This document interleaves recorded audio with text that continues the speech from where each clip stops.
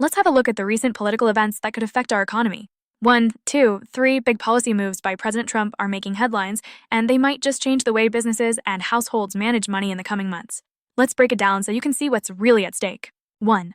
Trump is pushing to reclassify many federal workers as at-will employees, meaning they can be fired much more easily. Supporters say this could cut through red tape and boost efficiency, but critics warn it might politicize federal jobs, which could lead to less stability in government services, something businesses rely on every day, like getting permits processed, getting tax questions answered, or even getting help from agencies like the Social Security Administration. For everyday people, that could mean longer wait times for critical services like getting your passport for travel, filing for disability benefits, or even dealing with the IRS for your tax refund.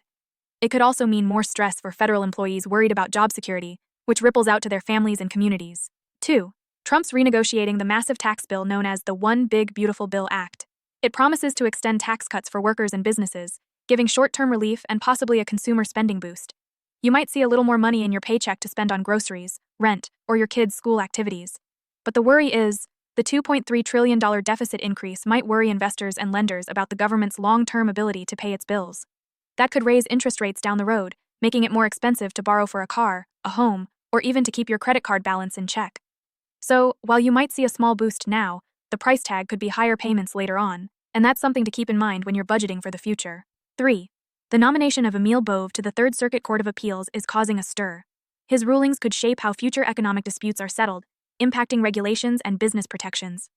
If you're a worker, that could affect the rules that keep your workplace safe and fair.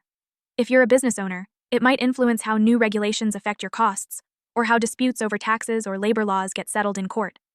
Even if you're not directly involved in a court case, the decisions judges like Bove make shape the legal environment for businesses and employees across the region, so they matter to how secure your job is and how much you can trust the rules at work. 4. By cutting off funding for NPR and PBS, Trump is shaking up the media you trust. While it doesn't have a huge direct effect on the economy, it's another signal of deeper shifts in federal priorities that could impact social services and public trust. If you're a parent, you might see your kids lose access to free educational programs that help them learn and grow. If you rely on NPR for in-depth news or unbiased analysis, you might find yourself turning to other sources, and that can change how communities stay informed and engaged in local and national issues. 5. A federal court just blocked Trump's attempt to impose extensive tariffs under an old emergency powers law.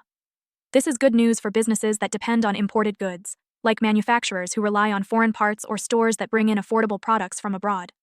That relief trickles down to you and me as consumers too, because it helps keep prices stable for everything from groceries to clothes to home goods. But the fact that the administration has already appealed the decision means uncertainty is still in the air.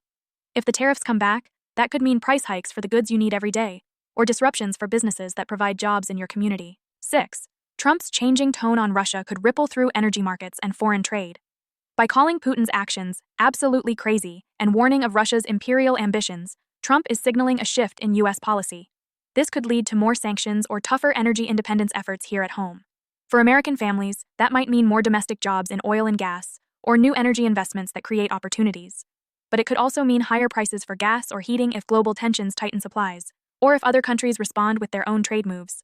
For families already stretched thin by inflation, those higher prices can hit hard, especially when it comes to commuting to work or heating your home in the winter. So what does it all mean? In the short term, some of these moves might boost spending and reduce trade friction. You might see more money in your pocket or more stability in prices if the trade fight cools down. But over the long run, bigger budget deficits, partisan appointments, and foreign policy shifts could weigh on confidence, raise borrowing costs, and change the way you plan for big purchases like a home or a car. It's a balancing act, and we'll be here to help you navigate it all so you can make the best decisions for your family and your future. Let us know your thoughts in the comments. Are you already seeing these changes in your daily life, like higher grocery bills or worries about job stability? Don't forget to like and subscribe so you never miss an update on how politics shapes your wallet.